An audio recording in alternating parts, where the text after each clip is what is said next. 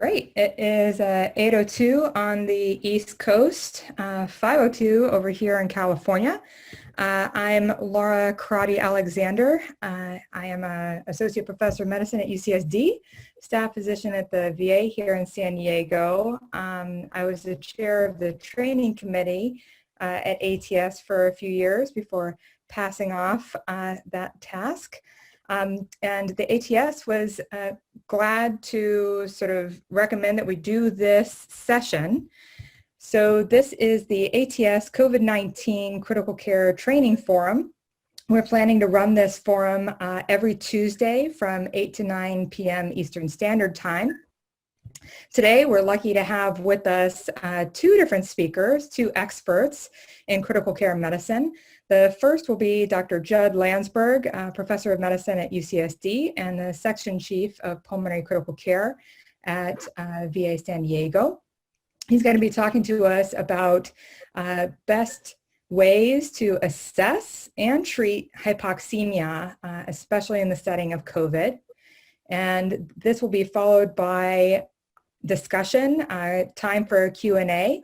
So please do write your questions into the chat box. We have 4 stellar internal medicine residents who will be monitoring this and making sure that we try and address as many questions as possible.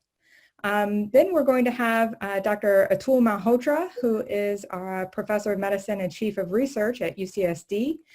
He's going to talk about mechanical ventilation in the setting of COVID-19, which overlaps quite a bit with ARDS. We're especially lucky to have him here with us. He's a past president of ATS and is considered, top 3 for critical care know-how worldwide. Again, this is our first installation of the Critical Care Training Forum. Our goal for these sessions is to try to provide some further training for non-critical care physicians who may be taking care of COVID patients as a way to try and make you feel more comfortable and be more prepared to take care of this population. ATS is hosting this forum, and we have many people who are participating and helping guide these sessions. And finally, we'll be popping up this survey intermittently. We'd love you to take it to give us some feedback here. So with that being said, I want to dive right in and have Dr. Landsberg give his talk. So I'm going to switch to his slide deck here, and I will be driving. But again, thank you so much, Dr. Landsberg, for joining us tonight, and we're really looking forward to it. It is my pleasure, Dr. Alexander. Those of you who know me know that I feel that as a medical community, we don't teach an approach to oxygenation in a very organized or rationed way. And it is my hope that this COVID pandemic has unmasked some of those problems and can maybe improve the way we teach and approach assessing oxygenation.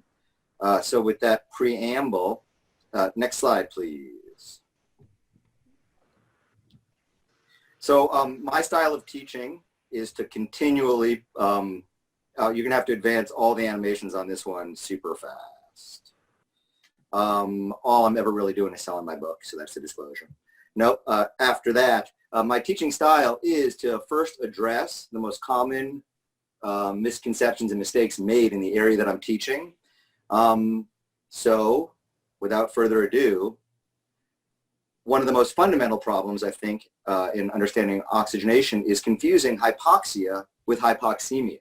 Hypoxia is the state of low tissue oxygen levels, which we see in shock, and that causes lactic acidosis and multi-organ failure, very different than hypoxemia, which is the state of a low level of dissolved oxygen concentration in the blood. That's what we're going to talk about today. That's the job of the pulmonologist and the critical care physician supporting. So another significant problem is targeting too low of a cutaneous O2 sat. So the most common oxygen orders are to titrate to maintain a sat greater than 92%. And this target being too low allows for mild hypoxemia to go unnoticed and untreated. Next.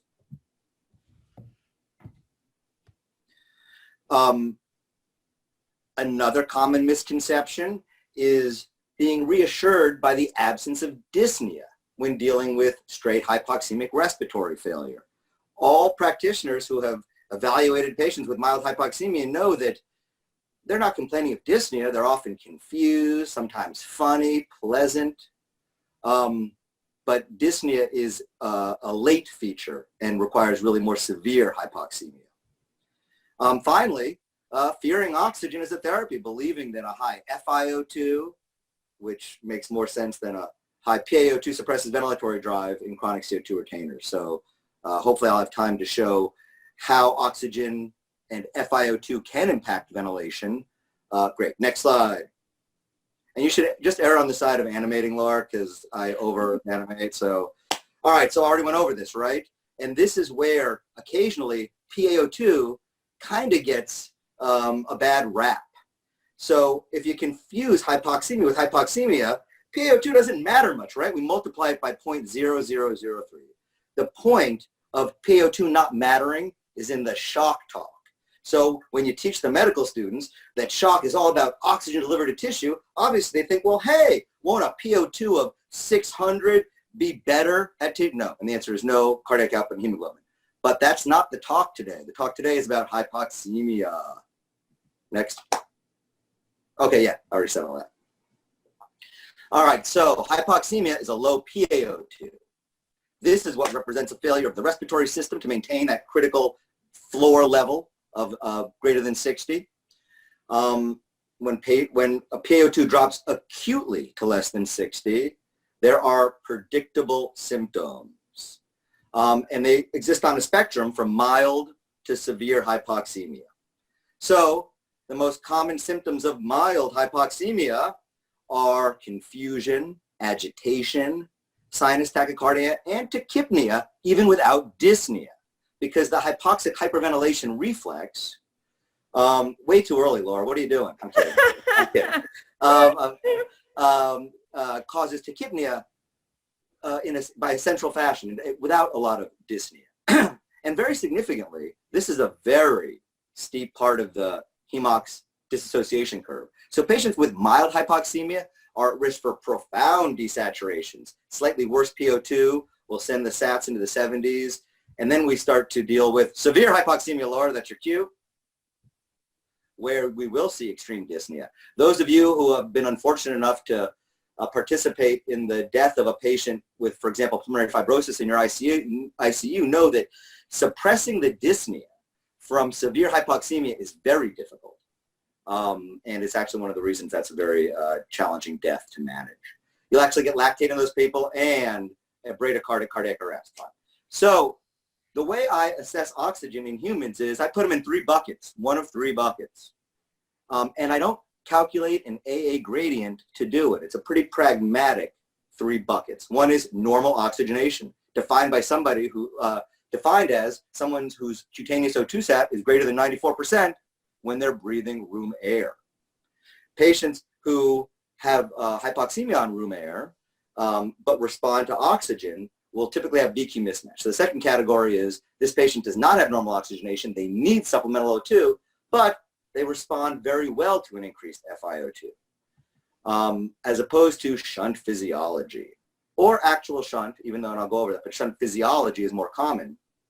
So when areas of the lung are not just poorly ventilated, but they're not ventilated at all, we are at risk for shunt physiology. That because the blue blood that goes into those units comes out blue, and the way we make humans hypoxemic is mixing of blue blood and red blood. So patients with shunt physiology are at risk for hypoxemic respiratory failure. They may need increased mean airway pressure. So identifying someone as having shunt physiology says that they are sick and are going to need more advanced support and monitoring. Next slide. And so, okay, the magic number with hypoxemic respiratory failure there was PO2 of 60. All right, I'm a visual person. So low VQ, VQ mismatch, and physiologic shunt are on a spectrum. And it really has to do with poor ventilation and zero ventilation. Terrific. Next slide. So what are the symptoms of mild hypoxemia? We talked about it. We get tachypnea via hypoxic hyperventilation reflex. This is important. Supratentorial respiratory alkaloses, those that are driven by anxiety and pain, will never fatigue the diaphragm. A respiratory alkalosis driven by hypoxemia may. So of all the hyperventilating patients, the only ones I worry about getting fatigued are those that are hypoventilating to become hypocarbic to increase their PaO2. They also get tachycardic, probably for a few reasons, but classically taught secondary to increased pulmonary artery tone from vasoconstriction, need to maintain stroke volume and cardiac output. Next slide. So let's see that PET scan again. I love it. If you want to remember what organs don't do well in mild hypoxemia, picture your normal PET scan, right? The brain lights up, the left ventricle lights up, and the cortex of the kidney lights up. These are all the highest oxygen extracting organs. So not surprisingly, symptoms of mild hypoxemia are agitation, confusion, more than really decrease sensorium as far as confusion. These patients get HFpEF like you wouldn't believe. The first sign of subendocardial ischemia or of hypoxemia is stiffening, tachycardia and stiffening. So there's no better there's no better way to provoke diastolic dysfunction than to have hypoxemia and AKI. So what I always say is, in your average care of a critical care patient, you don't want mental status changes, occult heart failure, and renal insufficiency slipping in and complicating the picture. This is why it's very important to make sure that your patients aren't mildly hypoxemic. Next slide. Oh, yeah, everything I already said. Cool. All right, so severe hypoxemia, there's a magic number with a PO2 of 60. The rest of the PO2s are not so magic, and there's a range. When we get severe hypoxemia, patients do get extreme dyspnea. They may generate systemic lactate even though they're at rest because of the profound hypoxemia. And more importantly, the cardiac arrest that we see from hypoxemia is very specific. It's sinus brady. The heart rate is 70, 60, 50. Someone says, hey, does he have a pulse? 30, 20, get on the chest. Next slide. So VQ mismatch. You have to understand why your patient's hypoxemic. It is usually pretty easy on chest imaging to find a cause for VQ mismatch or on physical exam. What that means is it doesn't take much. Some area of the lung to be either alveoli to be filled or to not be ventilating because of bronchospasm. Shunt physiologists should be pretty obviously on imaging or exam. Exam meaning severe bronchospasm.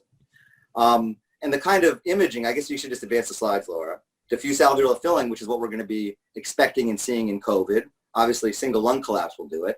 I like the latter panel is not traditional sort of teaching of shunt physiology, but it's very important. In fact, one of our first COVID intubated patients at our VA demonstrated this form of shunt physiology. This is lower lobe atelectasis in a mechanically ventilated patient secondary to obesity. And the neat thing is on post-op day 1, that portable doesn't look too bad, but actually both lower lobes are nearly completely atelectatic. And that patient had a PO2 of 66 on 100% FiO2. On post-op day 14, there's their film without lower lobe atelectasis and more normal oxygenation. So we are going to be battling diffuse alveolar filling or lower lobe atelectasis with PEEP, but they respond a little bit differently. So we'll talk about that later. If you have a clear chest x-ray and no bronchospasm and shunt physiology, you can begin to think about anatomic shunting and doing your bubble study and looking for intracardiac or intrapulmonary shunting. Next slide, please. All right, fine. Anatomic shunt. You guys all know what that is. It's going to be a PFO or intraventricular or intrapulmonary. I think that's fine. There's not a lot of association between COVID and intracardiac shunting, so we can just keep going. So how to assess hypoxemia? So if I don't respect the audience I'm talking to, I tell them there's a 3-point error on that darn pulse oximeter. So if you're aiming for 92, add 3. But that's not really good teaching because the pulse oximeter is pretty good. The 3-point error range really is at less reliable sats. So my real sales pitch to you to try to change your goal is to explain to you what pulse oximetry is, what it's good for. Because pulse oximetry, you're assessing an O2 sat without a pH, which is the major other determinant of SAT aside from PaO2. So what good? It took me a long time to figure out what good pulse oximetry is. It's only good as a screening test to assure you that if you pick the right number, a high enough number, and you have a good well form, there's a high probability of a PO2 being greater than 60, so you don't have to worry about the metastasis changes, the heart failure, the renal insufficiency, or any symptoms. You don't have to worry about them being attributable to hypoxemia. So 92 is too low if you want to use that as a screening test. You will have false negatives. Next slide.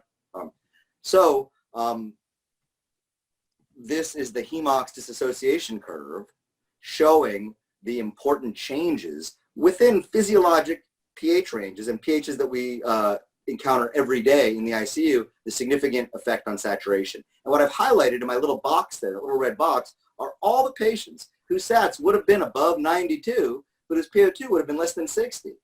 I also think it's nice to look at the shape of the curve, since that's all we talk about in COVID days. Flattening curve, steepening curve.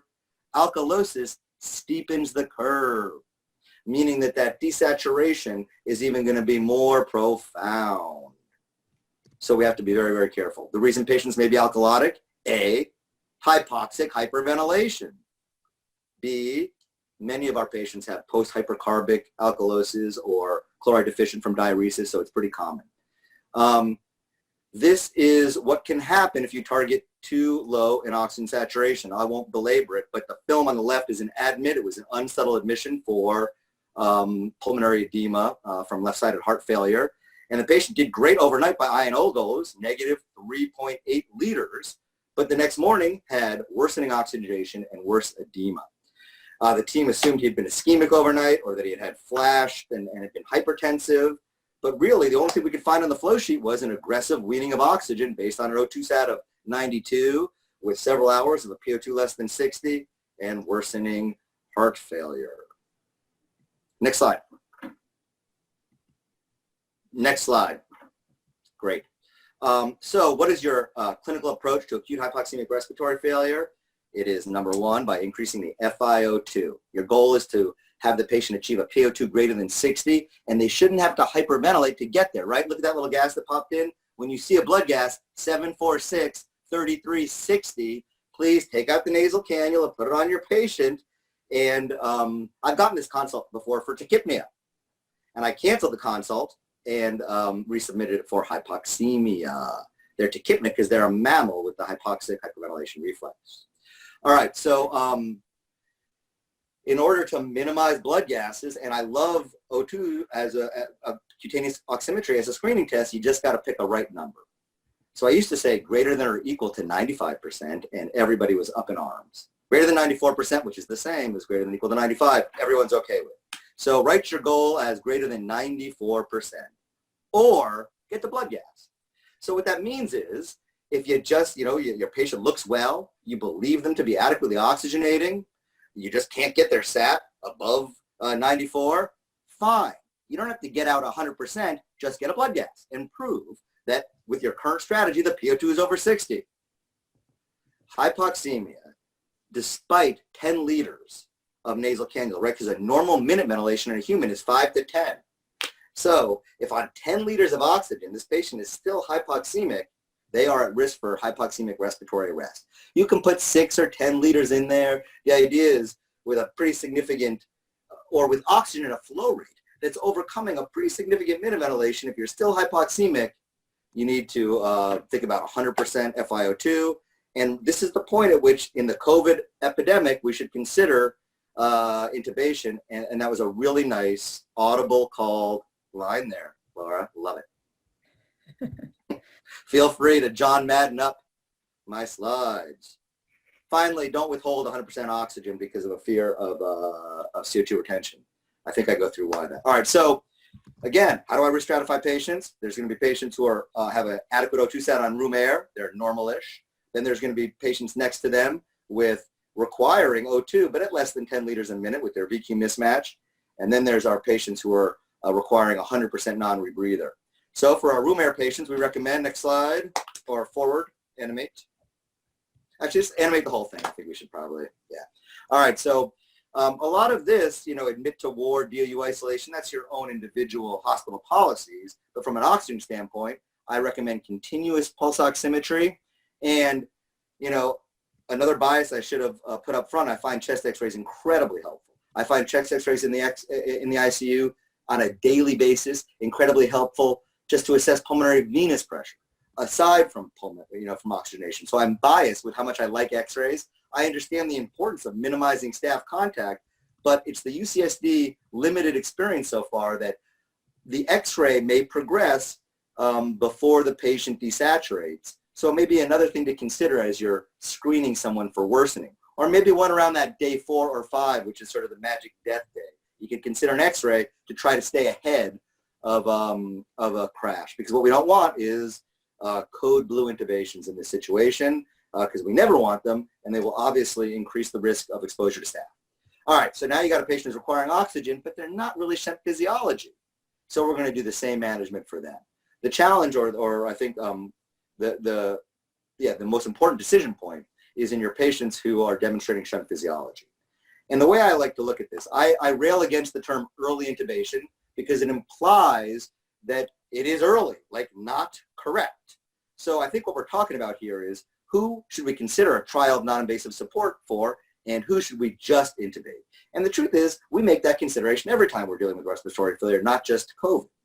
And, I made this algorithm in thinking about my veterans who have high rates of underlying lung disease, hypoventilation, they're at increased risk for respiratory failure, and they often do very well with non-invasive support.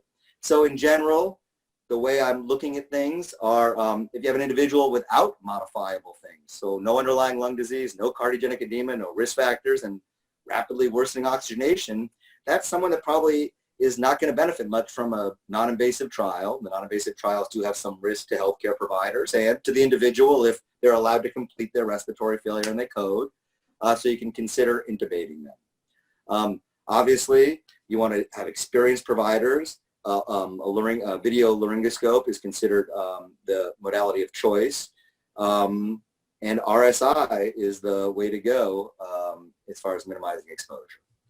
I think if you do have patients with COPD or asthma, neuromuscular weakness, patients who come in pulmonary edema, then it might be reasonable to try some of our non-invasive measures, and obviously progress intubation if they fail. But I think with some, reasonable caveats because of concerns for aerosolization. So if you can filter exhalation, do it. Some 100% non-rebreathers have a filter exhale port where you can hook up a filter, terrific. If you can't filter, consider putting cloth masks over exhalation ports for big droplet control. Remember that high flow has, low flow rates, quote unquote, with high flow are still pretty impressive. 40 liters a minute is a lot. So if you do think that you're having entrainment issues, I think it might be reasonable to try high flow at lower rates. Obviously, I think the pendulum has swung from a very initial no non-invasive support to considering it. So I think this algorithm is still flexible based on patient experience. Okay, next slide. All right, so your choices are high flow reservoir system or a bag to prevent entrainment. Next slide.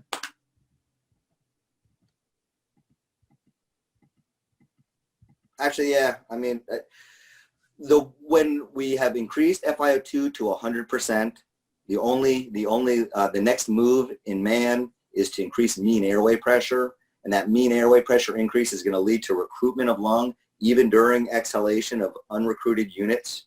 I did miss that nice. If you guys have a chance to look at the rat lung and PEEP, it's very impressive as far as a GIF.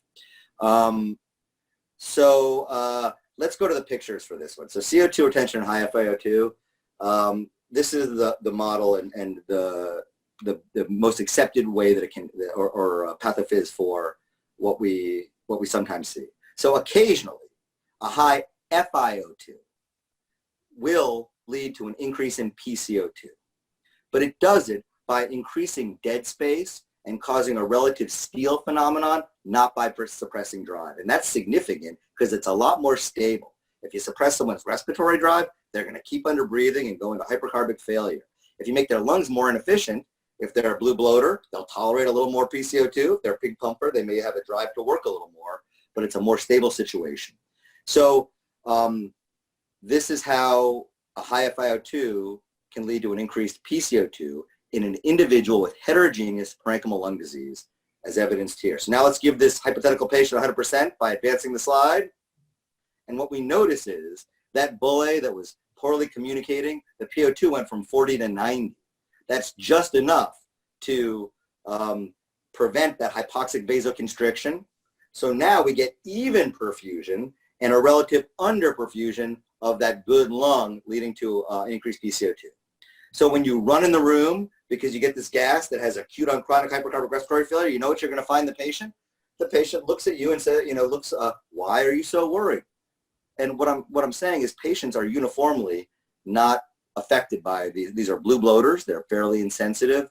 So it's an asymptomatic rise in PCO2, which you can then titrate down the FiO2 if necessary. But the concern about hypoventilation has led to many patients not getting 100% oxygen while they're having a hypoxemic respiratory arrest, which is really bad. High flow, relatively new, device. I think the most important thing about high flow is it works by also increasing mean airway pressure.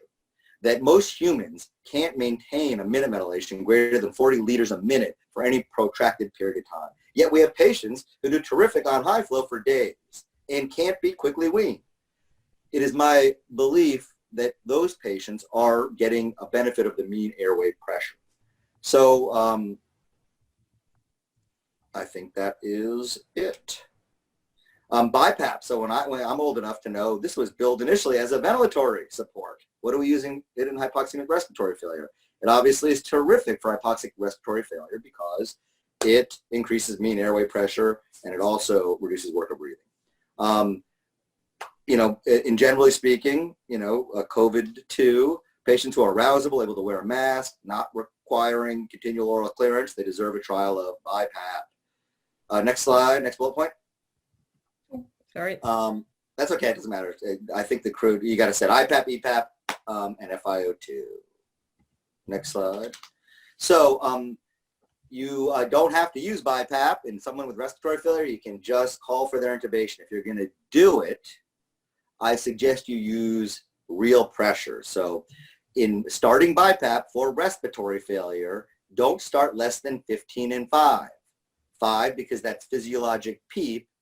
The driving pressure of 15 of 10 is a pretty modest delta to ensure that we decrease work of breathing. What you'll find is titrating up the IPAP is usually very well tolerated. Patients in respiratory failure enjoy that inspiratory pressure, but that EPAP is most likely to produce intolerance.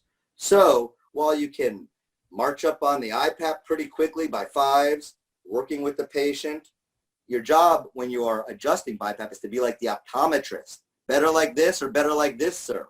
Even if patients can't speak, all they think about is their breathing, and if you hit a sweet spot and make their mechanics better, they give you the thumbs up. So you have to be much more careful when increasing EPAP. The benefits are both for redistribution of fluid and cardiogenic edema and decreasing work of breathing. So next slide. That was over 10 minutes. There. Yeah. Great. Thank you so much. We actually had a really great sideline conversation in the chat section. So your colleagues jumped in to answer a lot of the questions that were posed. So nice. Thank you to Viren Kaul and Atul Malhotra, Nirav, Emma. So great job you supporting this discussion. So they've actually posted some of the references that have come down the line to support some of what Dr. Landsberg just said.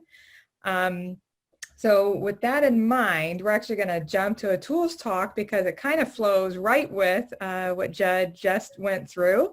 So we've had this lovely how to assess hypoxemia in our COVID-19 patients and anybody with hypoxemia. And maybe we can center a little bit around that special number of 94% when we get to the full Q&A section. So yeah, let's jump right into Atul's slide deck. But maybe while I'm pulling that up, Judd, where does that number of 94% come from? Where does the 92% come from? I like that better. So 92 comes from a measured SAT with a pH of exactly 7.4, right? It comes from the Hemox dissociation curve. So greater than 94, meaning a SAT of 95 or higher, you will almost never be fooled and have a PO2 less than 60. So the concept is use the pulse oximeter as a screening test. If you want to focus on 96, I'm not going to fight you because it won't have any false negatives. I would love at a different time to talk about that study that suggests there's a sweet spot to saturation where 100% is dangerous and 92 is dangerous. But that's a study of SAT and no PaO2s, which is really challenging. I think there's more than one thing going on there. So I wouldn't say that PO2 at 60 is magic. How do I know that? We never overcompensate, and the hypoxic hyperventilation reflex targets 60. So if it's good enough for the brainstem, it's good enough for me. So the number that is given by the universe is 60, and the SAT of 94 is what I've come to settle with, that respiratory therapists will accept, house staff will not roll their eyes, and I will not find the PO2 less than 60 when I do get a blood gas. Does that make sense? Yes, thank you so much. So thank you, and now it's my pleasure to introduce Dr. Atul Malhotra, who is disguised as Dan Sweeney on the chat side. But thank you, Atul. I look forward to your talk on some tips and tricks and highlights for how to ventilate patients with COVID. I can't hear you though. Are you? I'm pretty sure you're not muted. Oh, there we go. You're unmuted. Go for it.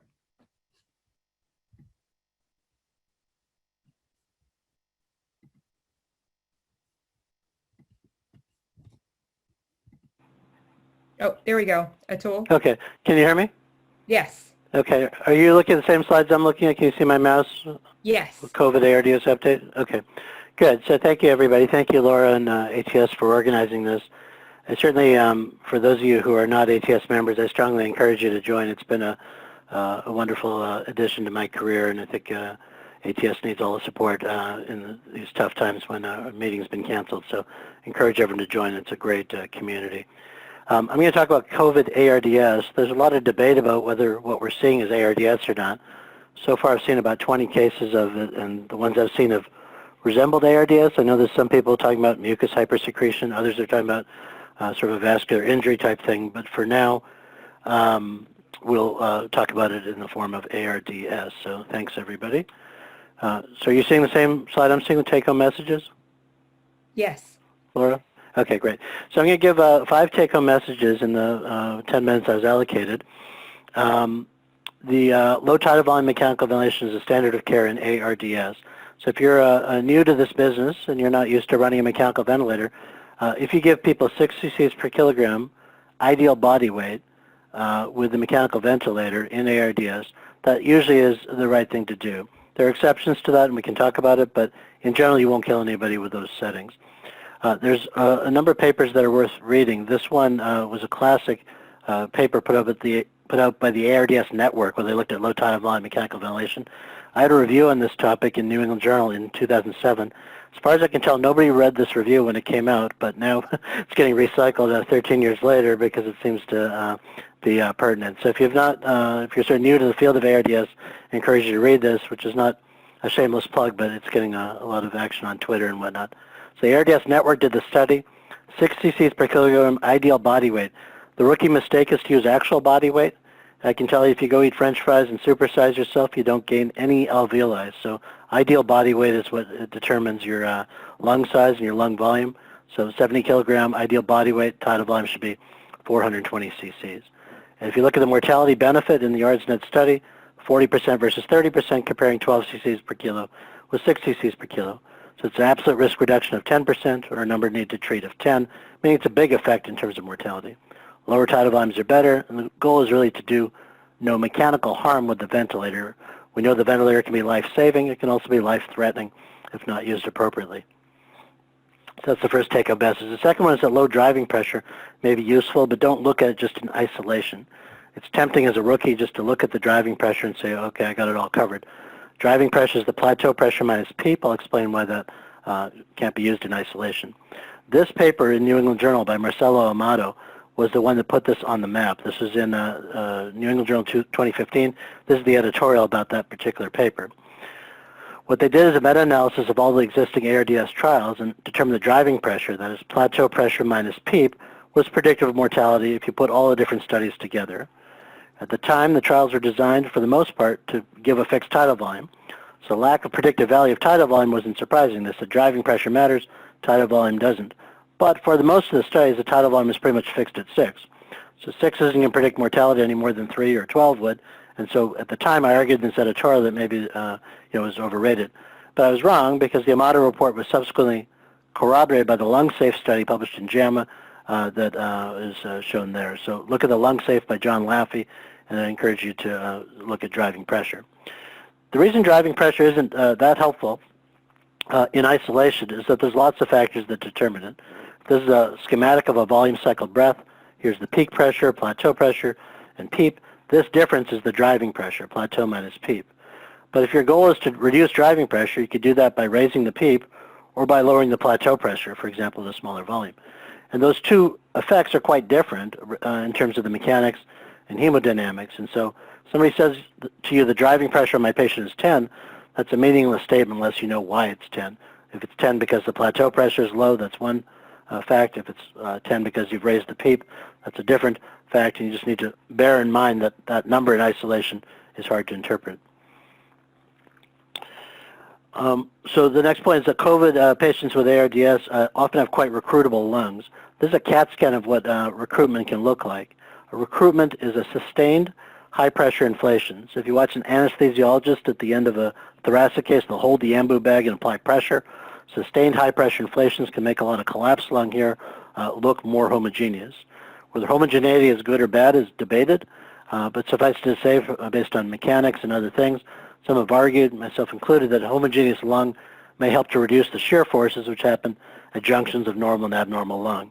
You can get a lot of strain at these areas of junctions of normal and abnormal lung, even if you're applying pressures that look pretty modest, or even if patients are breathing spontaneously, you can get very high shear forces there that can actually damage the lung. We looked at the safety of these recruitment maneuvers, certainly from the standpoint of hemodynamics and cytokine release, they appear to be safe. Whether they're proven benefit or not is debated, but certainly no definitive data. Suffice to say, though, many of these COVID patients we've recruited and given high PEEPs to, and in some cases they've done quite well. One way to achieve recruitment is with prone positioning, and prone positioning is one of the proven therapies in ARDS, as we'll talk about. So this is the Guerin study published in New England Journal a few years ago now. Claude Guerin was the first author on this. On the y-axis here is probability of survival. On the x-axis here is time in days. If you look at the prone group and the supine group, there's no contest. The prone ventilation group does much better in terms of survival than does the supine group. These patients in the prone group were more likely to get paralytics, and some people argued that maybe the paralytics were the secret ingredient here, but subsequent studies by Petal and others suggest maybe paralytics weren't the be-all and end-all. And so suffice to say, prone ventilation looks to be beneficial. There's some editorials here and things you can look at. If you're interested in mechanisms of how prone positioning works in terms of the mechanics, you can see a more uniform gas-tissue ratio distribution in the chest in the prone position. Refer you to these reviews. If you look at a meta-analysis of what's going on, this is published in Intensive Care Medicine 2014. The line here is the line of identity, meaning 1. Everything to the left of that favors prone positioning. On the right favors the supine position. You can see, in general, the randomized trials favor prone positioning over supine positioning. And if you look at where most of the benefits are, it's in the patients who are getting low tidal volume mechanical ventilation. So take-home message here is that prone benefits patients primarily in those getting open lung protective ventilation. These COVID patients could be quite responsive as far as proning is concerned. Laurent Brochard has a paper in press now at the Blue Journal which talks about the variability in the response to prone positioning and recruitability. Suffice it to say, proning works if you're using lung protective ventilation.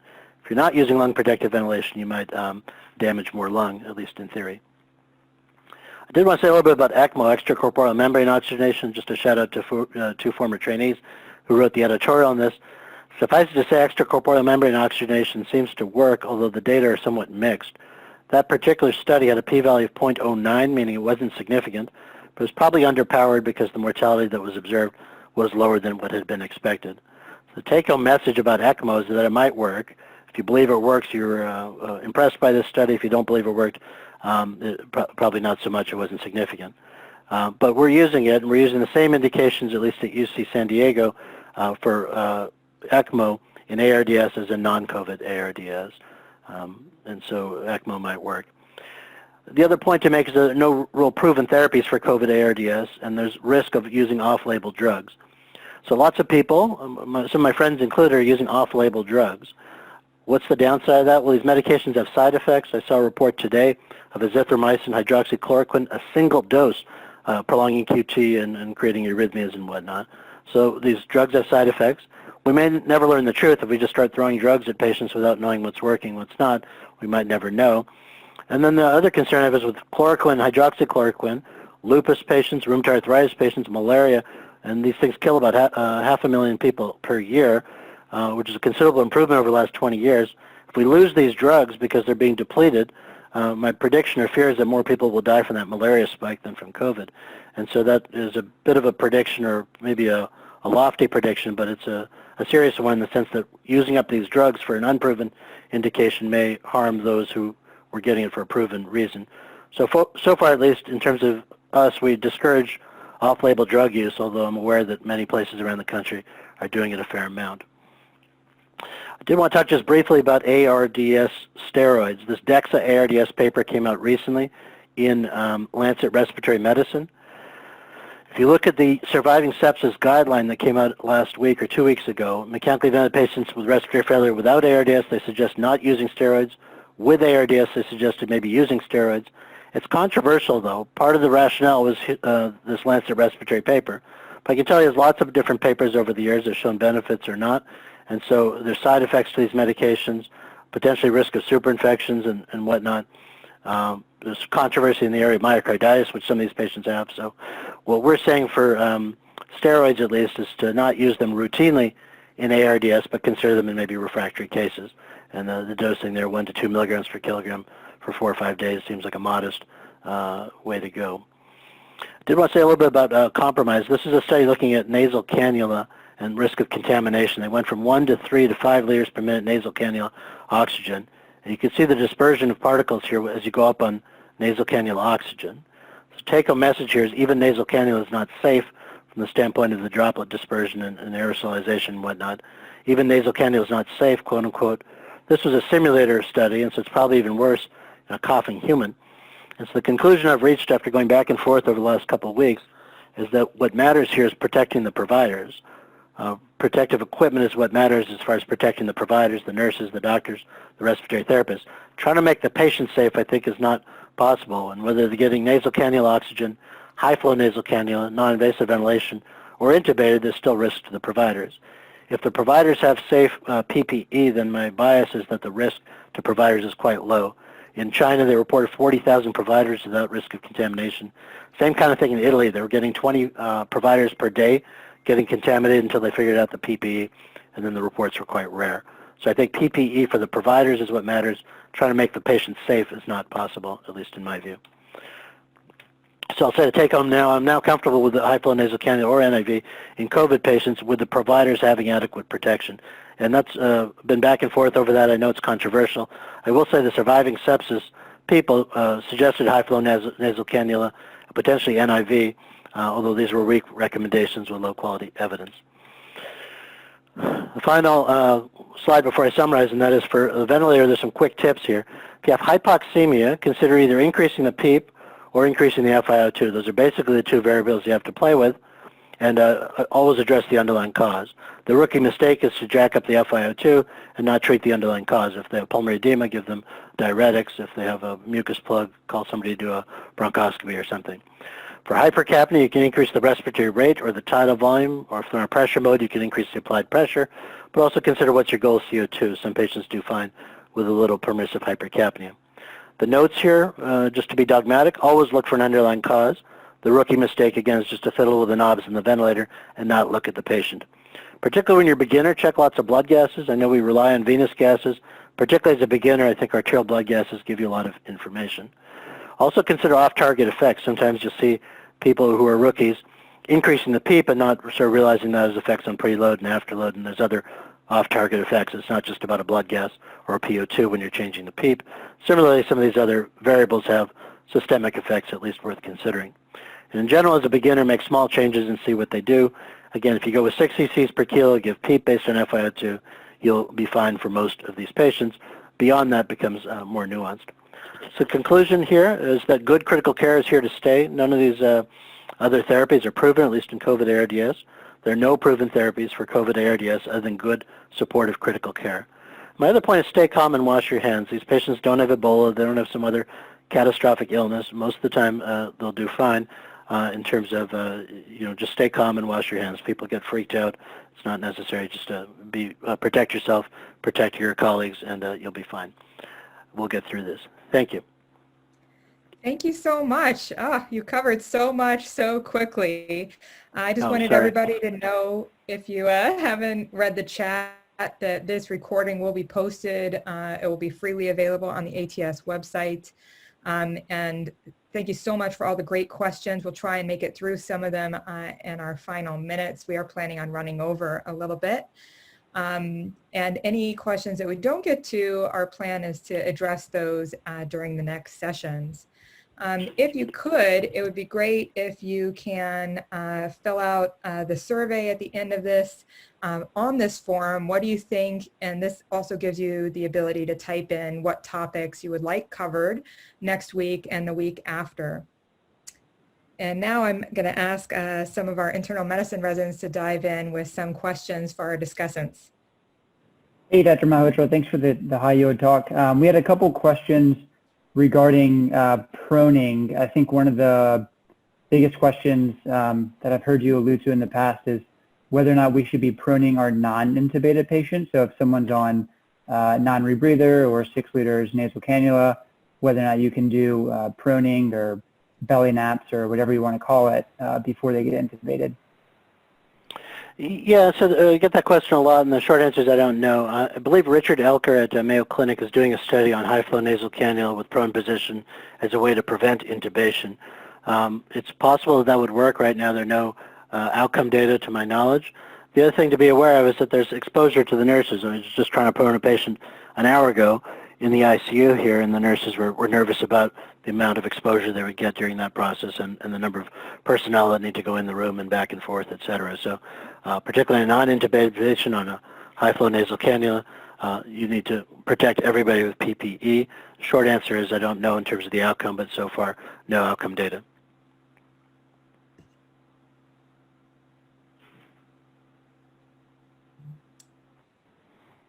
Great. Let me unmute Mark. You got, there we go.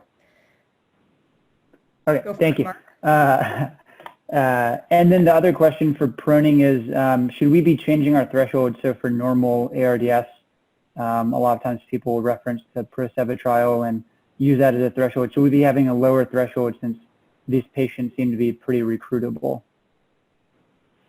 I think that's an individualized decision. I don't think as a blanket statement we can say that we should prone early necessarily. I think the ProSeva trial, which is the one I showed, the Guerin study in New England Journal of Medicine, I would use this as a rule of thumb at least. You can bend that a little bit, but beyond that I think those are the best outcome data. Okay. And then the last question before we get to one of our cases, as far as PEEP goes, I know it's a pretty complex topic and lots of trials trying to assess how we get the best PEEP. As far as using a high PEEP in COVID patients, that's been talked about a lot. Do you have any opinions on if we should just start empirically with a high PEEP?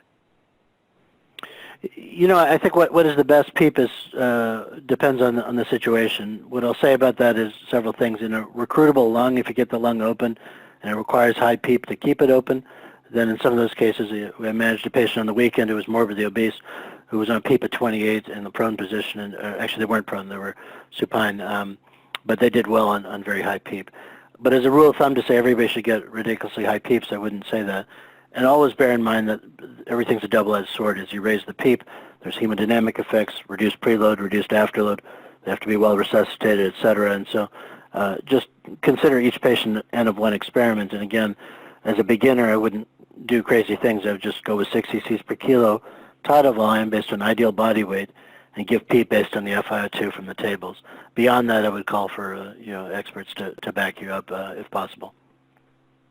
Great, thank you. I think we're going to move on to one of our cases, and then afterwards we can get back to some more questions that we'll get from the chat.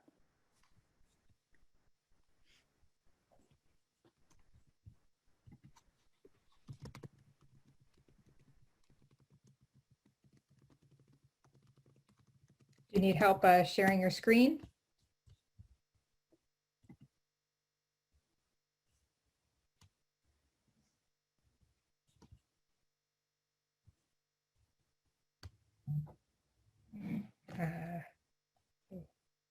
Sorry, we're having problems unmuting.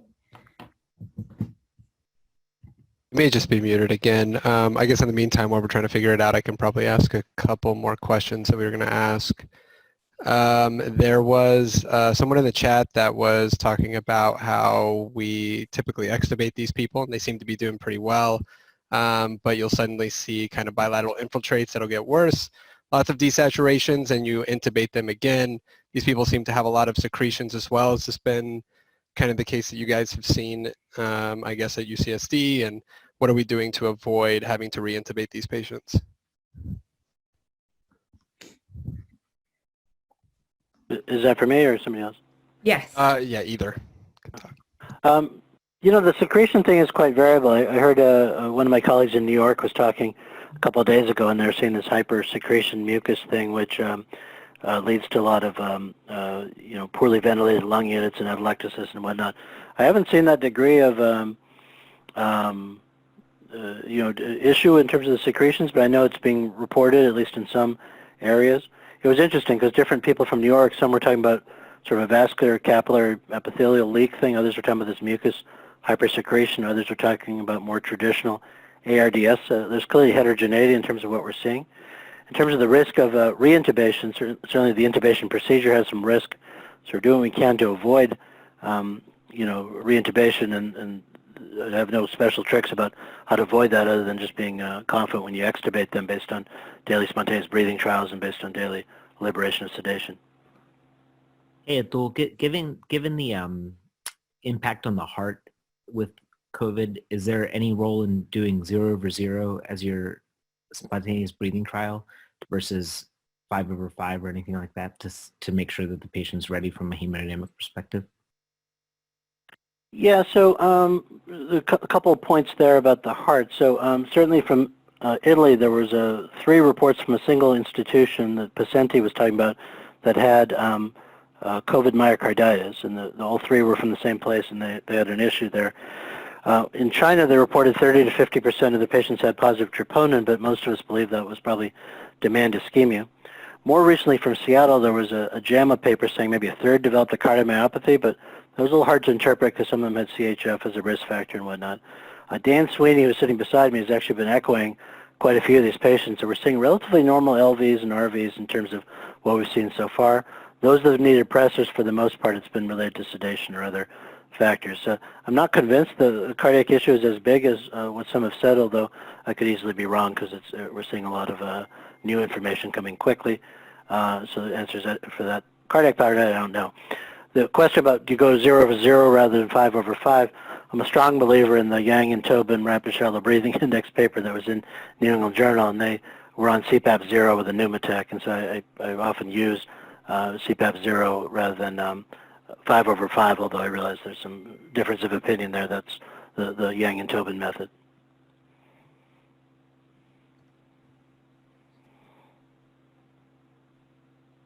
Great. Awesome. So I think our internal medicine residents are now unmuted. Dr. Cypro, did you want to jump in? I think we'll have Ali do his case soon. I think one final question that we're getting from the chat as well is whether we should think about early trachs for a lot of our COVIDs that we can't liberate from the ventilator.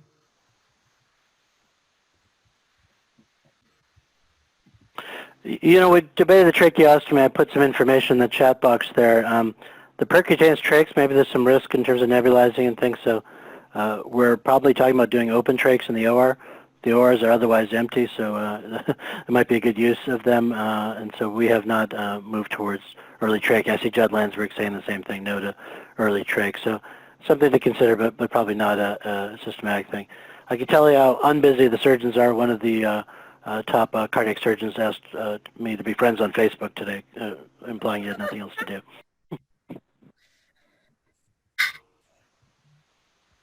Terrific. Right. So, hey, I'm Ali. I'm one of the internal medicine residents at UCSD as well. I have a quick case that primarily deals with Dr. Landsberg's talk about hypoxemia. So we can just kind of go over that just to reiterate some of the stuff we were talking about. Let me just share my screen here. Right, great. So this is just kind of a real case. So it's a 65-year-old with poorly controlled diabetes, hypertension with COVID pneumonia on 2 liters. We're called overnight for oxygen requirement increasing up to 6 liters from 2 liters. The goal O2 sat in the orders is 92, as it commonly is. And then if you look at these, the vitals tab, like O2 sats are kind of fluctuating. So the first time we get a gas, that's actually done before the non-rebreather's turned on, but the sats kind of go from 90 with a good waveform to like 95 with a good waveform. And that first gas is actually 749, 35, and 91. So we're above that magic number of 91. But then if you go kind of later as the patient, we get called again because the patient is now having desaturations to 88, but kind of still occasionally having good sats with a good waveform to like 94, 95. Second gas is 753, 32, and 50. So, and then just for completeness sake, this decompensation x-rays. The one on the left has a tube and a central line with diffuse opacities indicating that things got worse since admission. So kind of for Dr. Landsberg or Dr. Malhotra, just to kind of reiterate what you're talking about earlier, when would you, in a case like this, order an arterial blood gas versus relying on the O2 sat monitor, particularly when it's kind of fluctuating between, say, like 90 and 95, just varying from second to second? Can you hear me? Yes. This is Judd Landsberg. I'm hopeful that based on my talk, you would realize if you are getting sats with a good waveform consistently less than 94, you should be curious and get a blood gas. And you saw that your patient got more alkalotic and was hyperventilating more on that second gas where their PO2 was only 50. So again, I think that it's about using the pulse oximeter or viewing it as a screening test. Now, I do something that a lot of people don't do. Occasionally, I'll give a patient 100% oxygen and check a blood gas to see if they've got shunt physiology or not. Then I worry more about those patients. I might intubate them before sunset. That is not a widely accepted thing, but I can tell you, if I put a patient on 100%, I get that PO2 over 200, I feel great as I turn them back down. I've just interrogated their lungs. That's not ready for prime time. The bottom line answer is, I want sats consistently, solidly with a good waveform above 94. That means 95 or higher, or I would be investigating what the PO2 is. Yeah, I agree with that. So, there was a New England Journal paper I mentioned in the chat box I encourage everyone to look at. There were 2 papers that came out in the same issue of New England about a month ago. The one, Barat, B-A-R-R-O-T from France, compared a PO2 range 55 to 70 with a PO2 range 90 to 105. And even though it's a negative study, it's strongly trending towards a mortality benefit to the higher O2 range. So I agree with Judd that the SAT over 96 group did much better than the group that had 88 to 92 as their SAT target. I mean, There was five cases of mesenteric ischemia that happened in the hypoxemic group, and even though it's a negative study, I'd look at it carefully because to me it's strong enough of a trend that it's helpful. I would also say that there was probably mental status changes, agitation, heart failure, and renal insufficiency in some of those patients that they didn't think was from hypoxemia. The biggest problem I have with ARDSNet, and one of the reasons I know that low tidal volumes work so well, is because they allowed patients to have PO2s in the high 50s. This idea of 60 being a magic number is something I argue strongly for, but I believe mainly because of our experience with chronic mild hypoxemia, there are still some older pulmonologists who feel comfortable. So, you know, I concede chronically mild hypoxemia doesn't cause a lot of symptoms, but acutely it does. Great, thank you. And then, so we had that first gas where the PO2 was above 60. We're using the oxygen saturation monitor as kind of a screening tool. How frequently would you check gases, seeing as how the next gas was? Well, I would say it was also interesting that the patient was hyperventilating on that gas also. And that tells you that they're having compliance issues. You know, the trigger for hyperventilation is never good. Hopefully it's from anxiety, but it's one of the first responses to the sense of compliance change. So if you want to be spooked on that first blood gas, you know, alkalosis should always worry you. But I think that, you know, the first blood gas suggested that your strategy was working. And I think you got a second blood gas when it wasn't clear that the strategy was working. I would have gotten it when you see that 94, I would have gotten it at the first 94. And you probably would have been able to pick up a PO2 in the high 50s below. What's the danger of intubating the patient starting at 50 rather than 56? That increases their risk of dying at the intubation. You know what I mean? That's a very slippery slope. So I think we could have done better by, maybe the 88 would have been a good time. I don't know what happened there, but certainly you've got 94, 9. I don't sit there on my flow sheets and show 294s. You know what I mean? I don't allow that. That might be mild hypoxemia. So at that point, I would have gotten a blood gas. And I would use everything I said. This is a good case where it looked like a trial of non-invasive support wasn't going to help, right? You showed me a very dramatic chest x-ray and a dramatic worsening of the chest x-ray. You know, we see this before COVID. We see this sometimes with strep pneumonia ARDS, staph ARDS, and these patients get intubated very quickly because of this type of trajectory. So I think that intubating this patient with this scenario made perfect sense. I think you might have been able to do it an hour earlier and maybe made it more stable if you had gotten blood gas a little earlier. Great, thanks. And I think the last question you guys kind of already answered, where the focus primarily is on PPE. But I guess again, is there any other tools other than the non-rebreather and the nasal cannula that you think would be helpful in progressive hypoxemic respiratory failure for these patients? Remember, you only have two moves. Increase to 100% FiO2 and then increase mean airway pressure. That's all you got. That's all we have in humans to get that PO2 up. So we're going to pressurize the airway. Great, thank you. Yeah, well, just to add to that a little bit, the one thing I'll say is that the cases I've seen, that's a very slowly healing lesion. It's a severe lung injury, and I think the median duration of mechanical ventilation in Montefiore is like 12 to 14 days or something. So when you're talking about these temporizing measures, remember that this isn't going to get better anytime quickly. And so normally things you do to carry somebody for a day or two or three, this is something you'd have to do for several weeks. So I have sort of favored high flow nasal cannula or non-invasive ventilation in certain cases, but what you really need to do is prevent intubation rather than anything else. When you get to ventilator shortages and some of those issues, then maybe you could argue a couple days without a ventilator gives the ventilator for somebody else. But just be careful and use the PPE, because that's the biggest risk is unprotected staff. Great. That's awesome. Thank you for that case. Thanks everybody for joining us. We're going to move into the final phase of our talk. We understand if you have to jump off, but please do fill out our survey. Dr. Cypro wanted to talk a little bit about his experiences because it is very stressful taking care of these patients and their families. And we wanted to have a bit of a discussion about that and how to manage it.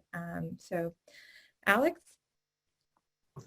Thank you for the introduction. So I'm Alex, and I'm one of the UCSD third-year internal medicine residents. And my section of the talk is a little different. I understand this session is really geared towards people early on in their medical careers who maybe haven't had the chance of taking care of COVID patients. And so I just jotted down some thoughts after spending a couple of weeks at one of our ICUs. I should have a disclosure here that unlike New York and other places around the country, San Diego hasn't seen a huge surge of COVID patients. And that really makes me very grateful for the luxury of time and preparation that our critical care, our hospital and residency administrators had to develop safe PPE policies, stockpile ventilators, and plan for the anticipated surge. I think the biggest lesson that I wanted to share with you that I learned regards communication. We have to do a lot of it with families, with other healthcare professionals, and with our communities. So there was a couple of, as we're thinking about oxygenating our patients, making sure that we are taking the best possible medical care of our patients, we're still immersed in a very high stress environment, and that stress has increased during a pandemic. So there's a couple anecdotes that come to mind from my time in the ICU. One was with a patient who had a COVID test that initially came back indeterminate, and the lab requested a repeat sample to be sent. The repeat testing was subsequently canceled by the lab, and the testing was changed to negative, and the nursing staff was very concerned that our lab had actually either made a mistake or lost the second sample that was sent, and would not agree to discontinue the necessary precautions until another lab was sent. Of course, the lab felt very confident that their test was a true negative, and this was still at a time when testing was very limited, and so it was really being saved for the highest exposure risk patients. At the end of the day, our team had to have multiple conversations even with the microbiology lab director in order to obtain the repeat testing, make sure that the test was run, and sort of prevent the wholesale revolt by our nursing staff, who really had lost confidence that their safety was being prioritized. The other challenge of taking care of COVID patients would be when we attempted to get consultants who would sometimes refuse to see our COVID patients for various and sometimes vague reasons, or who wanted to do neurological exams or other exams over video rather than in person. And the pushback to seeing patients with COVID was really substantial. And we had to emphasize that wearing proper PPE is protective to the provider, and that COVID patients still require the standard of care that we would give to all our patients. So really, one thing that we have to consider is not giving our consultants or other people a pass on seeing patients. Otherwise, the morale of our nursing staff, of our respiratory therapists, will really take a hit, because why should they feel a need to be in the room taking care of the patient if some doctors won't even go into the room? So, the stress is high. Everyone's worried about becoming sick. There's some horrifying stories from the media about healthcare workers who become sick, even those who are otherwise healthy. And those are tensions that we have to deal with every day. And transparent and honest communication really is the key. I think the other challenge with communication came in terms of dealing with families and communicating with them and making sure that we keep them as our therapeutic allies. I think just as many hospitals around the country, UCSD barred all visitors in order to limit the risk of COVID exposure. And so the reality is that we had to communicate over the phone or virtually over video with people's husbands, brothers, grandparents, at a time when they were very, very sick. And while they were receiving the best possible care, the reality is that this care was supportive. There was a lot of questions about various drug trials from Desivir, hydroxychloroquine, tocilizumab, convalescent serum, and others that we really were not offering outside of a clinical trial, just as Dr. Malhotra sort of alluded to. And we had to emphasize that there's no effective cure. At the same time, we would explore eligibility of our patients for these trials with the researchers, and that might be helpful if such a trial is going on in your institution. So I think emphasizing the steps that are taken towards good ARDS management is often helpful. And at the end of the day, I'm reminded by a quote that my wife, who's in education, tells me all the time, which is that most people won't remember what you say, but how you made them feel.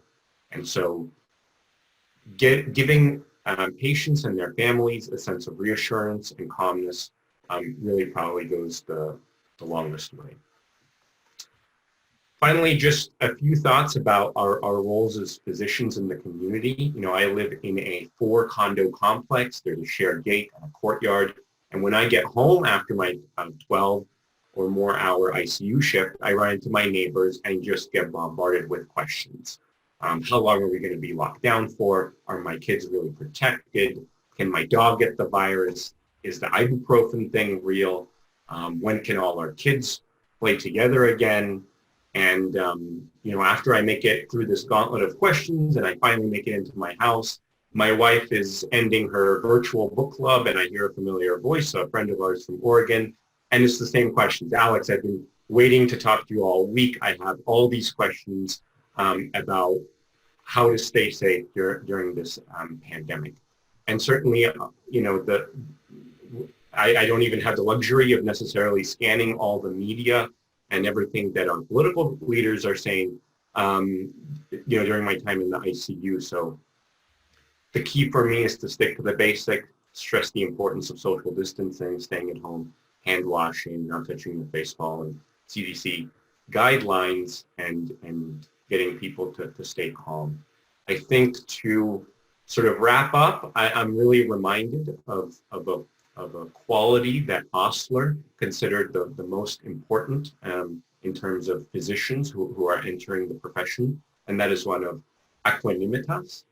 And I'll post a quote from him, but the idea is about calmness under all circumstances and a clearness of judgment, and how that provides a therapeutic relationship with our patients.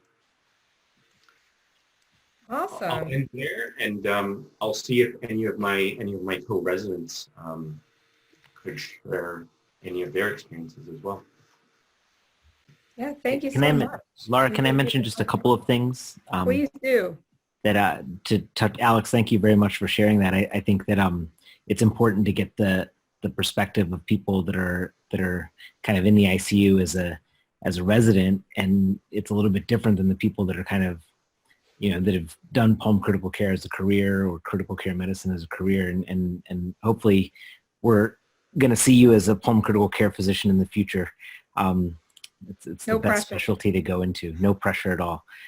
One of the things that I'll mention is that as the systems are getting overwhelmed in certain areas, there is this idea of trying to, and a lot of this comes from New York and New Jersey, of trying to protect the critical care physician and the attendings and the fellows from going into the rooms too often, and trying to allow them to kind of stay out as the commodity that is limited versus the people that can go in at the bedside and we can kind of direct them. I personally feel like there's a part of me that I cringe, because I think that the bedside experience is one that adds a lot of value to being there. But I understand this kind of need to think about resources and what needs to be there. So that's one thing that I would say.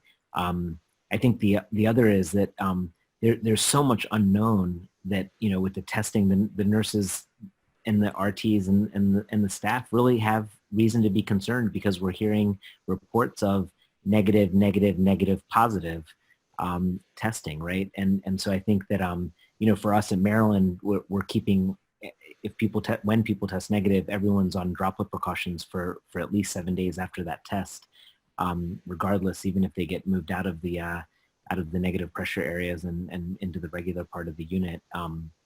But I think that these are reasonable things that people worry about, because I think all of us feel like, I'm not worried about me, and I've been seeing this kind of go around on social media a little bit. I'm not worried about me, but I am worried about my 82-year-old mother-in-law that lives with me, right? And so, and my children, right? Even though we know that this isn't affecting children. So there are a lot of these tensions, I think, internally that we struggle with, but we know what our mission is, and I value kind of all of the people that are on this call that are part of this.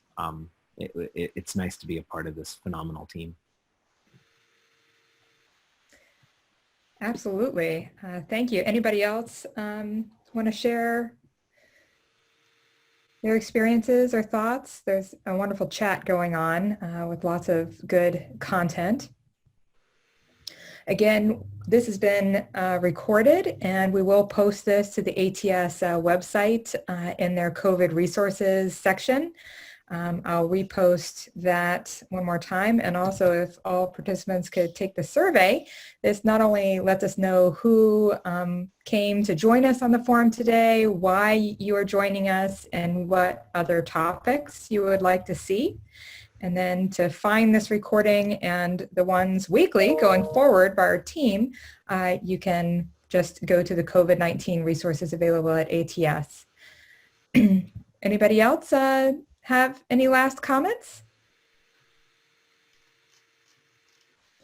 Well, again, thank you again to Dr. Landsberg and Dr. Malhotra for the fantastic teaching points on hypoxemia and mechanical ventilation of these patients. You can reach out to me with any questions as well, or you can type them into the survey when you take it. But I'm lca@ucsd.edu. And thank you to our great ATS staff, Lauren Lynch, Liz Guzman, Eileen Larson, for putting this together and running this so smoothly. And then, of course, to the huge working group who participated in designing this study, and our internal medicine resident team, Dr. Ashgar, Cypro, Jones, and Wolfson. Great job. So take care, everybody. Stay healthy, stay safe, and go out there and fight the good fight. Thanks, Laura.